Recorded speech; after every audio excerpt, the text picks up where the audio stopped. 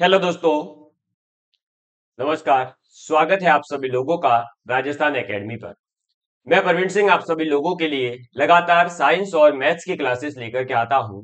लेकिन जैसा कि आप सभी लोग जानते हैं, एलडीसी एग्जाम के अंतर्गत आपके सेकेंड पेपर में हिंदी और इंग्लिश आने वाला है। तो आप लोग जो है एक इंग्लिश विषय को लेकर के जिस प्रकार से गणित और विज्ञान को लेकर के आप डरे हुए थे, तो गणित और विज्ञान तो मैंने पढ़ा दिया और आपको आसानी से समझ में भी आ रहा है। और कई विद्यार्थी कमेंट्स कर रहे हैं कि हाँ सर, पहली बार पढ़ी है गणित और विज्ञान, लेकिन हमें बहुत अच्छे से समझ आ रहा है और इतना डीप नॉलेज भी मिल रहा है कि हाँ, हम एलडीसी के पेपर को क्रैक कर जाएंगे।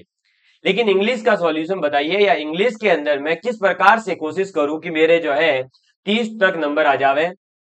तो देखिए, सबसे पहले हम बात करेंगे कि इंग्लिश का सिलेबस क्या है, और इंग्लिश के सिलेबस के अंदर भी कुछ ऐसे टॉपिक्स हैं जिसके अंदर आपको दिमाग लगाने की जरूरत ही नहीं है, या जिसके अंदर कोई टीचर आपकी कोई सहायता कर ही नहीं सकता, वो आपको खुद करना होता है।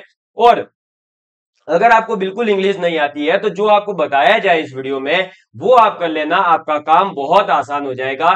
क्योंकि मैंने भी जो है इसी प्रकार से इंग्लिश को थोड़ा बहुत तैयार करके एलडीसी के सेकंड पेपर में नंबर लाए थे। मैंने जैसा कि आप लोगों को बता रखा है कि देखिए, इंग्लिश मेरी खुद की भी वीक है, और इसीलिए मैं आपको वो रास्ता दिखाने वाला हूं कि आप इस प्रकार से कर लो कि मेरी तरह आप भी मिनिमम मार्क्स को लेकर ही आए। क्योंकि आप लोगों को ये बात पता होगी कि जो एलडीसी का सेकंड पेपर है उसमें भी आपको 40% लाने होंगे। 40% का मतलब है 40 नंबर तो आपको लाने ही लाने हैं। कितने? 40 नंबर तो। लेकिन आप ये बात जानते हो कि 100 नंबर के पेपर में 50 नंबर हिंदी के हैं और 50 नंबर इंग्लिश के हैं। ठीक है, हमारा टारगेट है कि हम 100 में से 40 लेकर के आ जाए। अब हमें हिंदी लगती आसान है, लेकिन अब ऐसा तो नहीं सोच सकते कि मैं हिंदी में ही जो है 50 में से 50 लेकर के आ जाऊंगा, इंग्लिश तो मैं बिल्कुल पढ़कर नहीं जाऊंगा। देखिए, मैं जो आपको टॉपिक्स अभी इंग्लिश में टिक करवाऊंगा उससे आप दोनों के मिला करके हिंदी के अंदर आप कोशिश करना कि 50 में से जो है आप 35 40 तक स्कोर कर पाए। जितना ज्यादा इसमें जो है प्रैक्टिस कर सके उतनी ज्यादा प्रैक्टिस करना।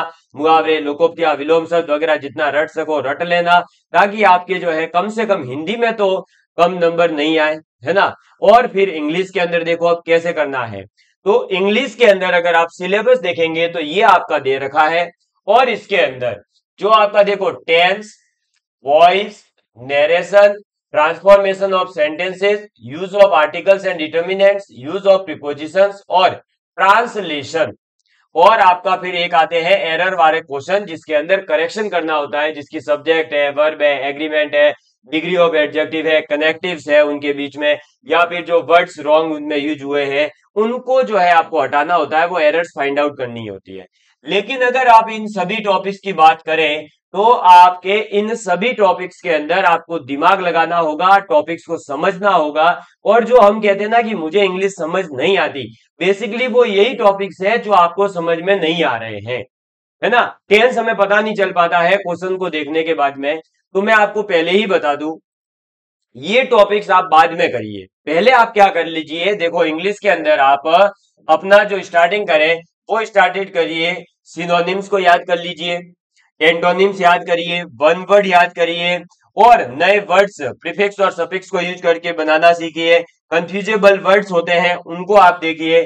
कंप्रहेंशन पैसेज दे रखा होगा, उस पैसेज को आप पढ़ना सीख लीजिए, और उसको पढ़ करके उसके अंदर जो है आपसे क्वेश्चन पूछे जाते हैं वो आप इजीली सॉल्व कर सकते हैं, अगर आपको सिनोनिम, एंटोनिम्स, वन वर्ड्स और ये याद है तो। क्योंकि इन्हीं पर आधारित क्वेश्चन पूछा जाएगा। जैसे वहां पर दे रखा होगा कि पैराग्राफ में जो स्मॉल वर्ड है उस स्मॉल वर्ड का एंटोनिम्स बताइए, या स्मॉल वर्ड का सिनोनिम्स बताइए। तो आपको एंटोनिम सिनोनिम्स याद है तो आप ऐसे ही टिक कर लोगे, पैराग्राफ पढ़ने की आपको जरूरत नहीं पड़ेगी। समझ में आई बात? इसलिए। और आप फिर बाद में जो है नॉलेज ऑफ राइटिंग्स के ऊपर आप फोकस करिए, यानी जो लेटर्स हैं आप वो देखिए कि ऑफिशियल लेटर कैसे लिखा जाता है, ऑफिशियल लेटर के अंदर कौन कौन सी चीजें कहां पर आती है वो आपको पता होना चाहिए। और ये रट्टा मारने का इसका पूरा फॉर्मेट है फिक्स पहले से। इसमें ना तो मैं आपको कुछ नया सिखाऊंगा, ना ही कोई इंग्लिश का एक्सपर्ट आपको नया सिखाएगा, या कोई पीएचडी होल्डर इंग्लिश में है वो भी नया नहीं सिखाएगा। जो पैटर्न है वो पैटर्न एज इट इज रहता है। तो आप लोग एक अच्छी सी बुक, चाहे वो फिर बीके रस्तोगी जी की ले लीजिए, आरएएस के लिए बीके रस्तोगी जी की बहुत अच्छी पुस्तक है। इसके अलावा अरिहंत की आती है, एसपी बख्शी साहब की, वो ले सकते हो। या इसके अलावा और भी कोई अच्छी बुक आती हो आपको जो अच्छी लगे वो ले सकते हो, है ना। इसके अलावा एक नीतू मैम की भी किताब आती है जो एसएससी एग्जाम के लिए ज्यादा हेल्पफुल है। तो राजस्थान के पॉइंट ऑफ व्यू से वैसे जो है बीके रस्तोगी जी की ठीक रहती है, क्योंकि उसके अंदर उन्होंने राजस्थान के अंदर एग्जाम में जो पूछे गए क्वेश्चंस है, जैसे आरएएस एग्जाम में या first grade, second grade, third grade, जहां कहीं भी इंग्लिश आती हो, जो इंग्लिश से रिलेटेड क्वेश्चंस पूछे जाते हैं वो उसके अंदर मिल जाते हैं, इसलिए, है ना। और फिर आप क्या करिए कि ऑफिशियल लेटर का एक पैटर्न है वो एक पेज पर लिख लीजिए। Demi dummy official, dummy official का मतलब बेसिकली होता है कि हाफ ऑफिशियल है। फिर सर्कुलर्स जो होते हैं आपके अखबार के अंदर भी सर्कुलर्स तो आते रहते हैं, उनकी एक जो है पूरा फॉर्मेट देख लीजिए कि डेट कहाँ लिखी होती है, आपका सर, डियर सर, या क्या लिखना होता है। आप अगर जो है स्टूडेंट हैं किसी टीचर के तो आपको ओबिडेंटली वर्ड यूज करना है, लेकिन आपके कोई समकक्ष है तो वहां पर आप जो है क्या वर्ड यूज करेंगे, आपसे कोई सीनियर है तो आप वहां पर क्या वर्ड यूज करेंगे, अपना छोटा भाई बहन है तो उनके लिए क्या वर्ड यूज करेंगे, वो सब आपको सीखना होता है और कुछ भी नहीं इसके अंदर। फिर आपको नोटिस अगर जारी करना है, टेंडर्स जो सरकारी जो आपके टेंडर्स दिए जाते हैं उनके लिए जो निविदा निकाली जाती है, टेंडर्स निकाले जाते हैं, वो किस प्रकार से लिखे जाते हैं, ये सब चीजें तो रट्टा मारने की है। यानी अगर हम देखें तो एग्जैक्टली आप देखोगे तो आधा भाग देख लो, ये इतना भाग, 1 2 3 4 5 6 7, ये 7 टॉपिक आपको याद करने हैं, या फिर आप ये कह सकते हैं कि खुद को पढ़ करके अपनी अंडरस्टैंडिंग बना करके सॉल्व करनी है प्रॉब्लम। इसका मतलब सीधी सी बात है कि 50 नंबर का अगर आपके टोटल जो है इंग्लिश में पूछा जाएगा और उसमें टोटल 7 ऐसे पोर्शन है, अगर इन सभी से अगर 2-2 क्वेश्चन भी मानूं तो आपके 14-15 नंबर के जो है पोर्शन तैयार हो रहा है। और 14-15 का ही नहीं होता है, ये पूरा ऑल ओवर जो है लगभग ये सिनोनिम्स एंटोनिम्स वगैरह मिला करके 20 से 25 नंबर तक कवर करते हैं, और ऊपर का भाग भी ये 25 नंबर का कवर होता है, यानी आधा आधा हम ये मान सकते हैं। तो ये वाला पोर्शन तो आप कम से कम तैयार करो, है ना। उसके बाद में देखिए ये रहा glossary of official technical terms, है ना। तो इसके अंदर आपसे पूछा जाएगा कि जैसे प्रशासनिक का मतलब क्या होता है, तो एडमिनिस्ट्रेटिव, ठीक है। आपके गजेटेड का मतलब क्या होता है, तो राजपत्रित। इस प्रकार के जो सरकारी सिस्टम के अंदर, यानी सरकारी जो आपका ये पूरा निकाय बना हुआ है ना, उसके अंदर जो वर्ड्स यूज किए जाते हैं उन वर्ड्स का हिंदी मीनिंग क्या है, या हिंदी मीनिंग देकर के उनका इंग्लिश मीनिंग क्या है, ये आपको पता होना चाहिए, है ना। नोटिस का मतलब क्या होता है, ऑर्डर का मतलब क्या होता है, टेंडर का मतलब क्या होता है, ये सब चीजें आपको जो है पूछी जाएगी। या फिर क्या जाता है ना, सस्पेंड कर दिया किसी को, तो सस्पेंड का मतलब होता है निलंबित करना। एपीओ की फुल फॉर्म क्या होती है ना। हम पढ़ते हैं ना कि आज इनके ऊपर जो है एपीओ, इनको अधिकारी जी को एपीओ किया गया है, तो वो एपीओ करने का मतलब क्या है, उसको सस्पेंड करने का मतलब क्या है, उनके इस प्रकार के जो वर्ड्स हैं उनकी आपको इंग्लिश मीनिंग, और इंग्लिश है तो उसका हिंदी मीनिंग पता होना चाहिए। अब ये बताओ, ये चीज कोई अलग से थोड़ी सिखाएगा, ये तो आपको रट्टा ही मारनी पड़ेगी, और इसके लिए बुक्स भी मैंने 2-3 आपको बता दी है। तो ये पोर्शन इतना इतना आप तैयार कर लीजिए। और इसके लिए आप ये कर सकते हैं, एलडीसी के जो प्रीवियस ईयर के पेपर हैं वो आप देखिए, उसके अंदर आपको टोटल 7-8 पेपर मिल जाएंगे 2011 से लेकर के। तो उसके अंदर जो पीवाईक्यूज में पूछा गया है उसको रट्टा मारिए आपके। इसके अलावा जो हाईकोर्ट एलडीसी की इंग्लिश आती है उसमें भी यही पोर्शन है।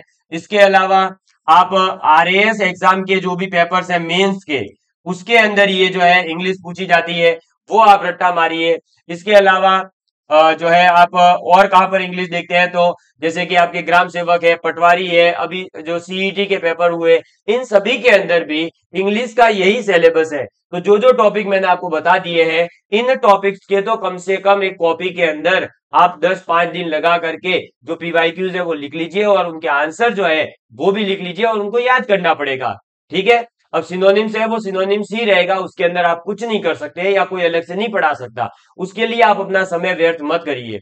इसके बाद में देखो, जब इतना पोर्शन आपका हो जाता है तो हमें क्या इसमें शांति नहीं मिलती है, हमें ये लगता है कि नहीं ये वाला पोर्शन क्यों छोड़ू ऐसे लगता है। तो छोड़ना नहीं है, तो आप ऐसा करो कि जो इजी पोर्शन है उनको तैयार करो। अब इजी पोर्शन कौन सा है, देखो वो देख लो।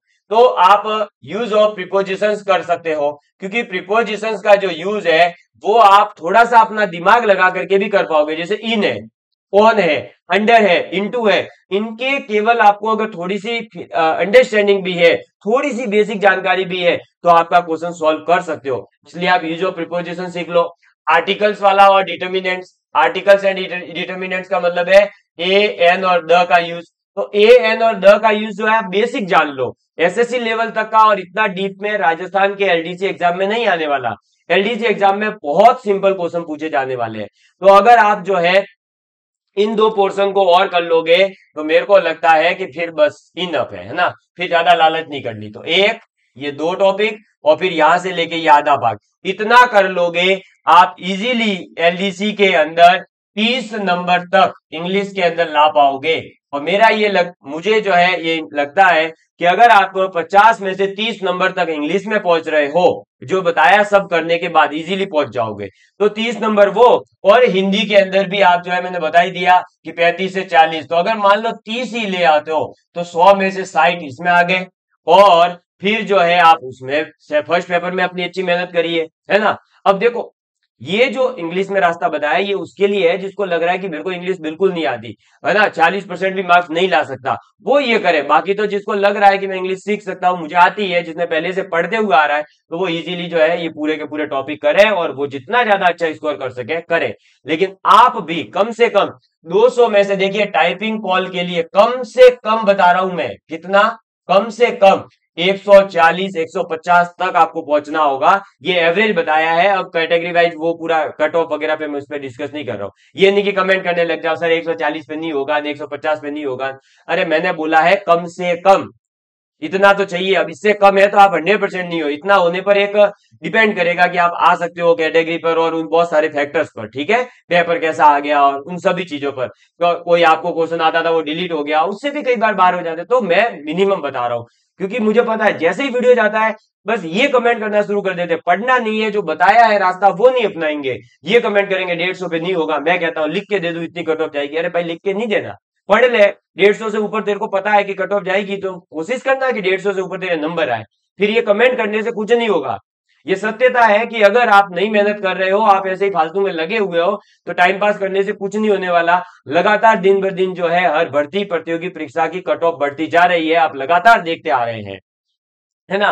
अब इसमें हम ये कहें कि वो हो गया था वो हो गया था, तो देखो उस सिस्टम को मेरे हाथ में नहीं है कि मैं बदल सकूं, और आप लोग जो है इसको बदल सकते हैं, क्योंकि आपको पता है कि आप किस प्रकार से बदल सकते हैं। लेकिन अगर फिर भी आप कुछ नहीं कर पा रहे हैं तो फिर मेहनत करो, और इसके अलावा कोई रास्ता है नहीं। और लगातार पढ़ते रहिए, मैं तो यही मानता हूं कि जो पढ़ेगा तो आज नहीं तो कल उसके लिए जो है सफलता जरूर मिलेगी।